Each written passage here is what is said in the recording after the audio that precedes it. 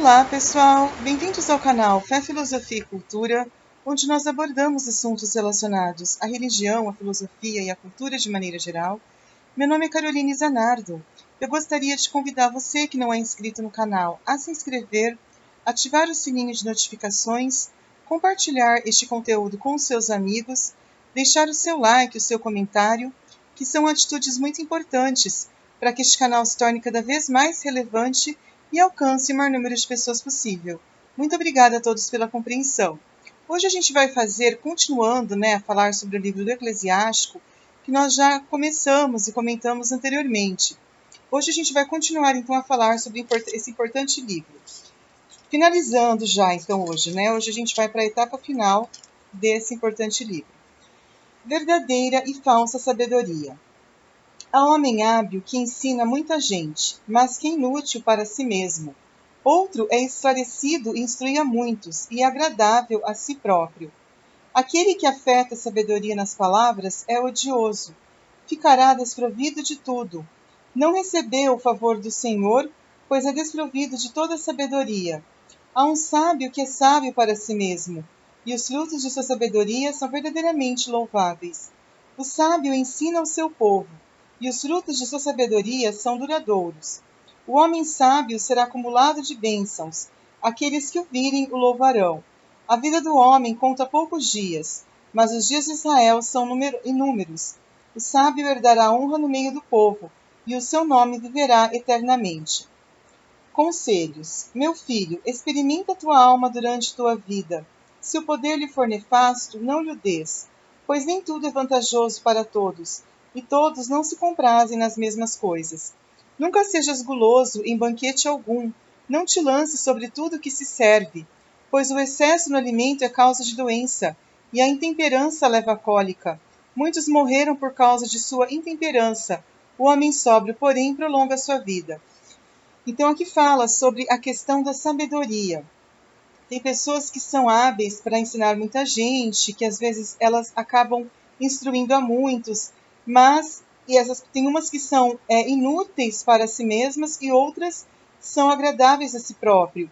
Mas aquela pessoa que afeta a sabedoria nas palavras é odioso, No muito falar não há sabedoria. Aquela pessoa que fala muito, ou às vezes que não tem um entendimento, ela não vai receber o favor de Deus, ela é desprovida de toda a sabedoria. Então, as pessoas que agradam a Deus são aquelas sábias para si mesmas e para os outros, aquelas que realmente produzem frutos, que ensinam as pessoas. Essas pessoas, elas serão acumuladas de bênçãos. Isso é algo muito forte aqui. Quando fala de experimentar a tua alma, significa de você saber aproveitar a vida. Mas como assim aproveitar a vida? Não de acordo com o que o mundo diz. Quando fala experimenta a tua vida, é você aproveitar as coisas boas da vida, não o pecado, não o mal. Por exemplo, alguém te convidou para ir num parque de diversões, você vai. Alguém te convidou para ir num shopping, fazer compras, você vai. Alguém te convidou para ir no cinema, você vai. Alguém te convidou para ir numa praia, numa viagem, você vai. Isso é que é experimentar a alma.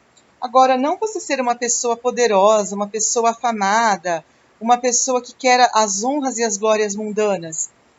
É nesse sentido que ele está dando conselho, de você saber aproveitar a vida da melhor forma possível, de uma maneira honesta, nunca sendo uma pessoa gulosa que fala que quando você vai comer, o excesso do alimento não faz bem, a intemperança não é algo bom. É importante você ser sóbrio, aquela pessoa que sabe se controlar. Médicos e medicinas. Honra o médico por causa da necessidade, pois foi o Altíssimo quem o criou. Toda a medicina provém de Deus e ele recebe presentes do rei. A ciência do médico eleva em honra. Ele é admirado na presença dos grandes. O Senhor fez a terra produzir os medicamentos. O homem sensato não os despreza. Uma espécie de madeira não adoçou o amargor da água? Essa virtude chegou ao conhecimento dos homens. O Altíssimo deu-lhes a ciência da medicina, para ser honrado em suas maravilhas, e dela se serve para acalmar as dores e curá-las.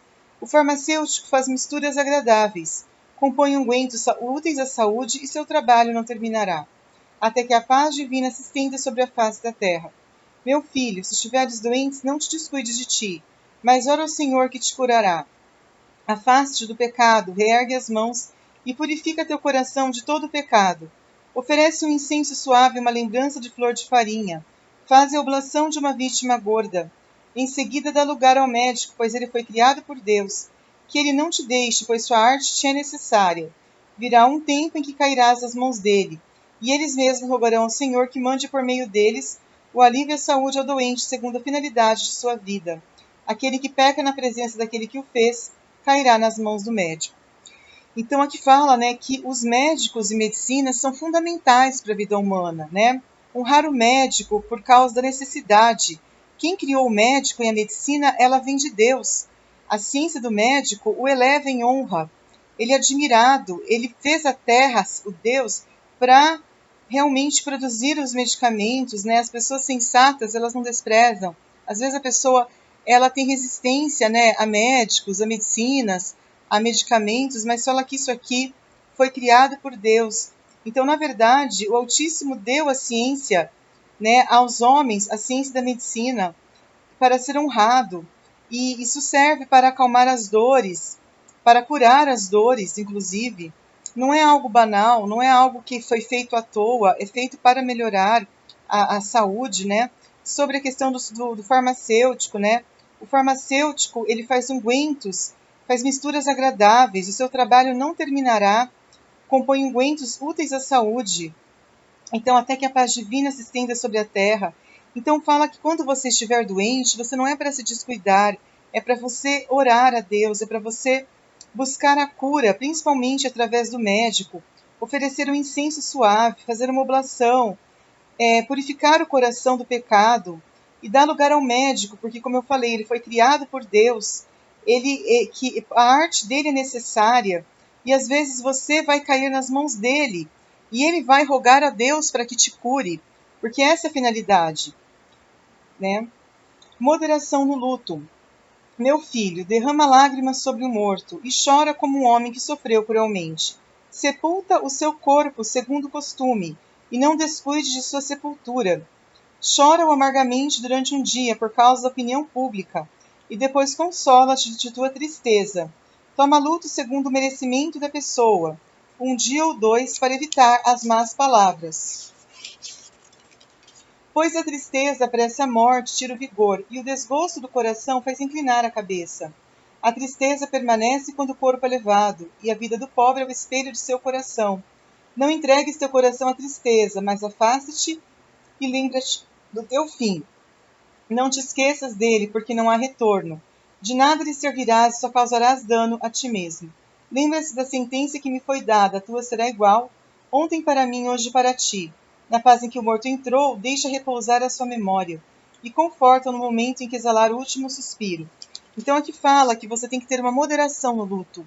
Chorar sim, sobre o morto, principalmente se for uma pessoa que fala, uma pessoa que você gostava muito, uma pessoa muito querida, né? Não ser uma pessoa falsa, mas quando você sente mesmo um afeto, um apreço por aquela pessoa, que você chore, você não descuide da sepultura, sepulta o corpo, chora como um homem que sofreu cruelmente, ou seja, você chora amargamente durante o dia por causa da opinião pública e depois você vai se consolar, né? E tomar o luto, isso para evitar um dia ou dois, segundo o merecimento, para evitar as más palavras, porque às vezes as pessoas podem te julgar como sendo alguém que não se importava com aquela pessoa que faleceu, mas nunca se entristecer por causa disso, né? Por quê? Porque a tristeza, ela não vai te levar a lugar algum. Não é interessante você entregar o seu coração à tristeza. É importante você entender que o fim virá, se afastar da tristeza. Então, realmente, por mais que às vezes você acredita que isso não vai importar, vai acontecer com você também de um dia precisar desse mesmo choro que você chorou por aquela pessoa que faleceu. Então, e na paz que o morto entrou, você precisa deixar repousar a sua memória. Você nunca pode se esquecer da memória da pessoa. Quantas pessoas, às vezes, que esquecem daquela pessoa. Paralelo entre o artífice e o escriba. A sabedoria do escriba lhe vem no tempo do lazer. Aquele que pouco se agita adquirirá sabedoria. Que sabedoria poderia ter o homem que conduz a charrua, faz ponto de honra a guilhoar os bois, que participa do seu labor e só sabe falar das crias dos touros? Ele põe todo o seu coração em traçar sulcos, e o seu cuidado em engordar novilhas. Igualmente acontece com todo carpinteiro, todo arquiteto, que passa no trabalho os dias e as noites. Assim sucede àquele que grava as marcas dos sinetes, variando as figuras por um trabalho assíduo, que aplica todo o seu coração na imitação da pintura, e põe todo o cuidado no acabamento de seu trabalho. Assim acontece com o ferreiro sentado perto da bigorna, examinando o ferro que vai moldar. Todos esses artistas esperam tudo de suas mãos, cada um deles é sábio em sua profissão. Sem eles, nenhuma cidade seria construída, nem habitada, nem frequentada, mas eles mesmos não terão parte na Assembleia, não se sentarão nas cadeiras dos juízes, não entenderão as disposições judiciárias, não apregoarão nem a instrução nem o direito, nem serão encontrados a estudar as máximas.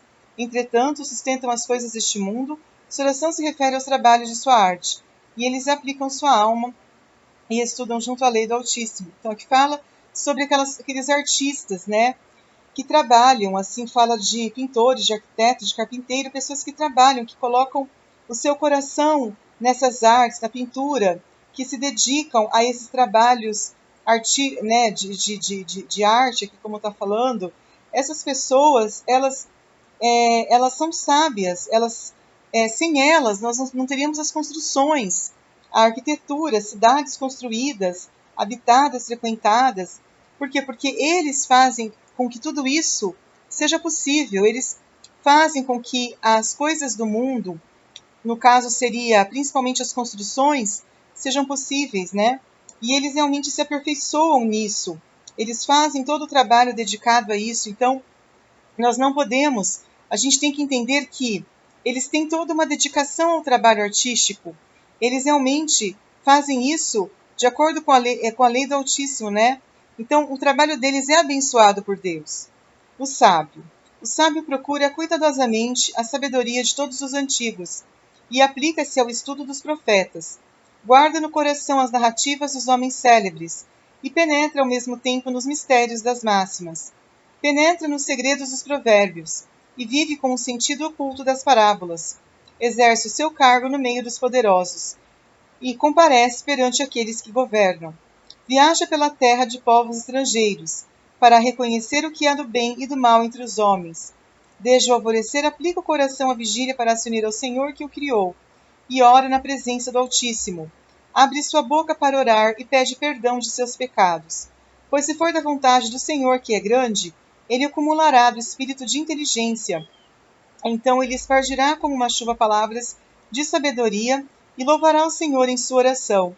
O Senhor orientará seus conselhos e seus ensinamentos, e ele meditará nos mistérios divinos. Ensinará ele próprio o conhecimento de sua doutrina, porá sua glória na lei da aliança do Senhor. Muitos homens louvarão sua sabedoria, jamais cairá elas no esquecimento. A sua memória não desaparecerá, seu nome será repetido de geração em geração. As nações proclamarão sua sabedoria, a assembleia pregoará seu louvor. Enquanto viver, terá maior nome que 1000 outros, e quando repousar, será feliz. Então, a pessoa que é sábia verdadeiramente, ela guarda as máximas dos homens célebres, ela realmente se dedica aos mistérios das máximas, penetra nos segredos dos provérbios, vive no sentido das parábolas. É uma pessoa que exerce o seu cargo no meio dos poderosos, que viaja na terra de povos estrangeiros, que abre a sua boca para orar, que pede perdão dos seus pecados, que tem um espírito de inteligência, que realmente é uma pessoa que meditará nos mistérios divinos. Ele tem o conhecimento da doutrina de Deus, a aliança do Senhor. Então é muito importante, a memória dele não desaparecerá, jamais cairá no esquecimento, e será repetido de geração em geração. Como é importante a pessoa buscar a sabedoria. A pessoa sábia nunca será esquecida. Exortação às boas obras. Refletirei ainda por contá-lo, pois estou cheio de um entusiasmo que diz: ouvi-me, rebentos divinos, desabrochai como uma roseira plantada à beira das águas. Como o Líbano espargi suave aroma, dai flores como lírias, alai perfume e estendei graciosa folhagem. Cantai cânticos e bendizei o Senhor nas suas obras. Dai ao seu nome magnífico elogios, glorificai-o com a voz de vossos lábios, com os cânticos de vossos lábios e música das harpas. Direi assim à guisa de louvor. Todas as obras do Senhor são excelentes. A sua voz conveve-se à água amontoada. A uma ordem de sua boca, as águas ajuntaram-se como em reservatório. A sua ordem fez calmaria, e a salvação que ele dá não será mesquinha. São-lhe apresentadas as ações de todos os viventes. Nada é oculto aos seus olhos. Seu olhar abrange de um século a outro. Nada é maravilhoso para ele. Não se deve dizer o que é isso ou o que é aquilo, pois todas as coisas serão examinadas a seu tempo. A bênção dele é como um rio que transborda.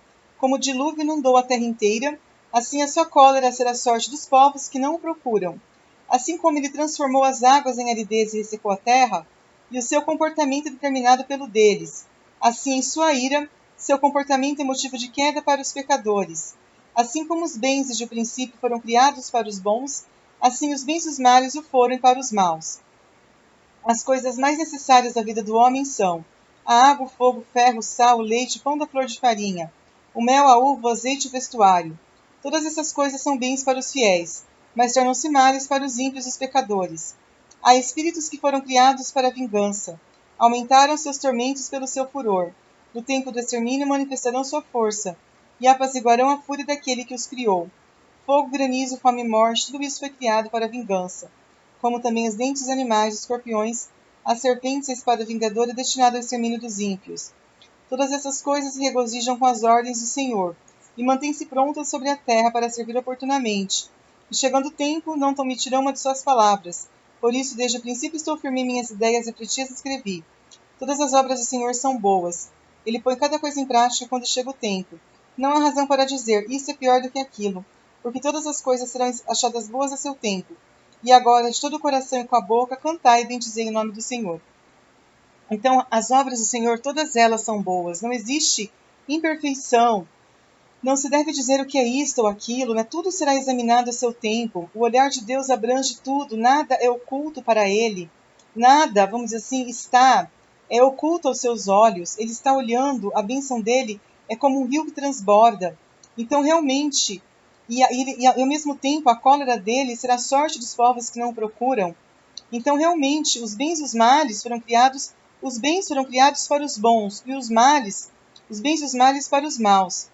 E, na verdade, a sorte dos povos maus, dos ímpios, vai ser a vingança, vai ser o furor de Deus. Né? Deus, então, ele vai realizar a sua vingadora, a espada vingadora, destinada ao extermínio dos ímpios. A condição humana. Uma grande inquietação foi imposta a todos os homens, e um pesado jugo acabrunha os filhos de Adão, desde o dia em que saem do seio materno, até o dia em que são sepultados no seio da mãe comum. Seus pensamentos, os temores de seu coração, a apreensão do que espera o dia em que tudo acaba, desde que se senta num trono magnífico, até o que se deita sobre a terra e a cinza, desde o que veste púrpura e ostenta coroa, até aquele que só se cobre de pano. Furor, ciúme, inquietação, agitação, temor de morte, cólera persistente, querelas, e na hora de repousar no leito, o sono da morte perturba-lhe as ideias. Ele repousa um pouco, tão pouco que é como se não repousasse, e no mesmo sono, como uma sentinela durante o dia, é perturbado pelas visões do seu espírito, como um homem que foge do combate. No momento em que se julga em lugar seguro, ele se levanta, e admira-se do seu vão temor. Assim acontece a toda criatura, desde os homens até os animais, mas para os pecadores é 7 vezes mais. Além do mais, a morte, o sangue, as querelas, a espada, as opressões, a fome, a ruína e os flagelos. Foram todos criados para os maus, e foi por causa deles que veio o dilúvio. Tudo que vem da terra voltará à terra, como todas as coisas regressam ao mar. Todo presente, todo bem mal adquiridos perecerão, a boa-fé, porém, subsistirá eternamente. As riquezas dos injustos secarão como uma torrente. Elas assemelham-se a uma trovoada que estala na chuva. O homem se regozija quando abre a mão, mas no fim os prevaricadores serão aniquilados. A posteridade dos ímpios não multiplicará os ramos. As raízes impuras agitam-se no alto de um rochedo. A vegetação que cresce à beira das águas ao longo de um rio será arrancada antes de todas as ervas dos campos. A beneficência é como um paraíso abençoado, e a misericórdia permanecerá eternamente. Então aqui fala que, na verdade, principalmente aqui para as pessoas más, os pecadores, não existe o repouso, né? Por mais que elas repousem, elas não conseguem descansar. ela acaba, às vezes, não conseguindo ter a paz, né? A que fala do furor, do ciúme, da inquietação, da agitação, tudo isso acompanha, principalmente as pessoas que não são sábias. Isso vai perturbar, né? Então, na verdade, essas pessoas não têm a paz que vem de Deus, né? E, na verdade, elas são perturbadas pelo seu espírito, na visão do seu espírito, né? Na verdade, quando elas se julgam estar num lugar seguro, ela vai, então, se levantar.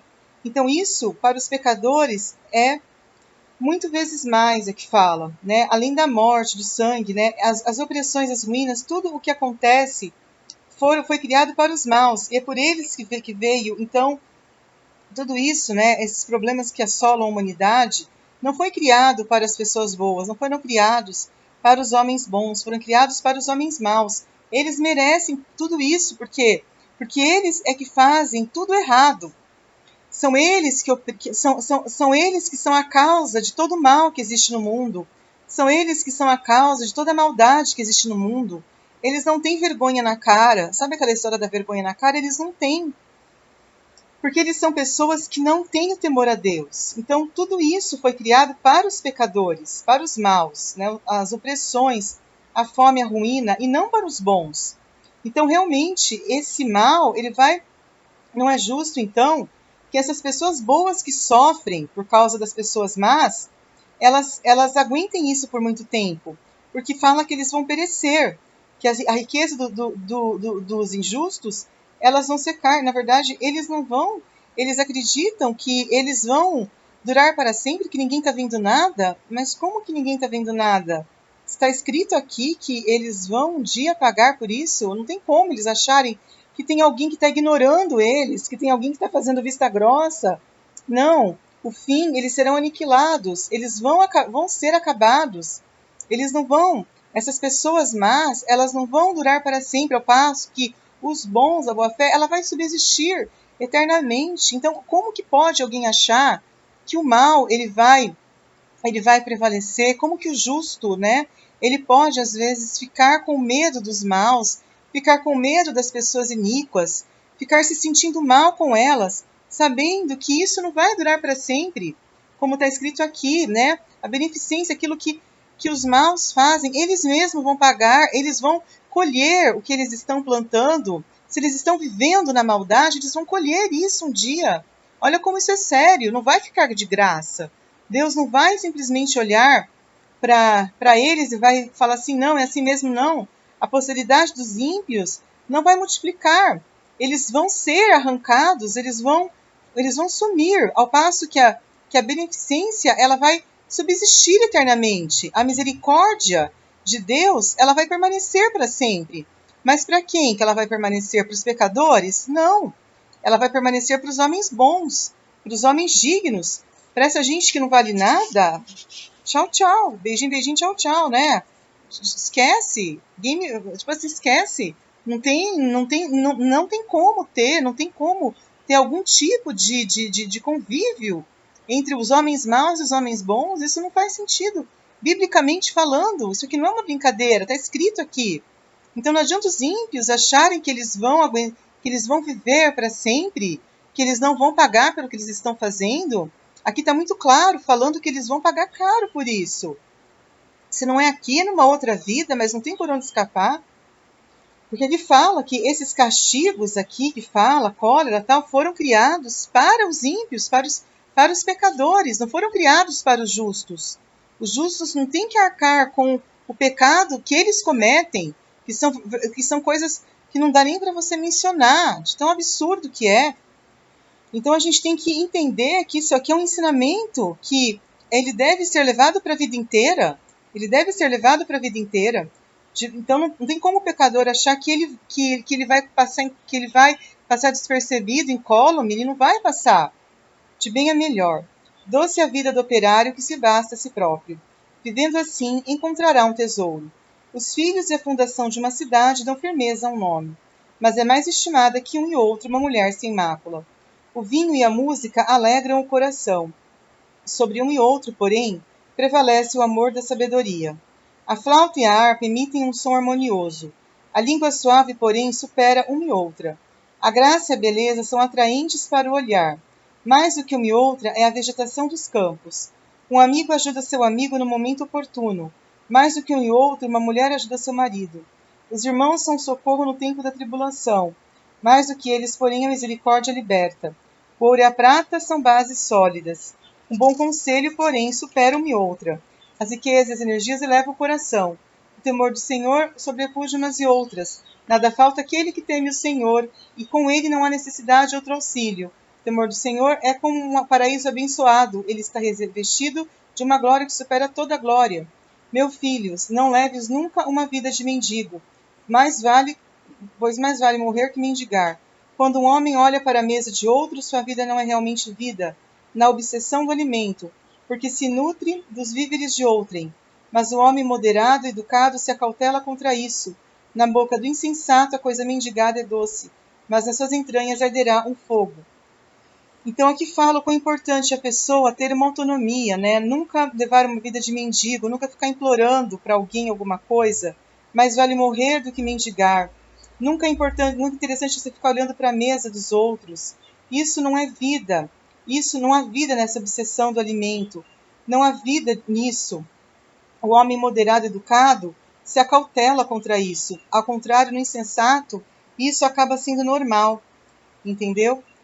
Então, nós vamos continuar a falar sobre isso. Na verdade, eu tinha falado que nós íamos terminar hoje, né? Mas, deixa eu verificar aqui se tem como a gente terminar hoje. Eu acredito que na verdade, dá para nós terminarmos isso. Nós vamos terminar isso aqui, que falta bem pouquinho, no próximo vídeo. Nós nos estendemos muito, né, agora, e no próximo vídeo a gente vai terminar. Muito obrigada a todos pela atenção, grande abraço e até a próxima. Tchau, tchau.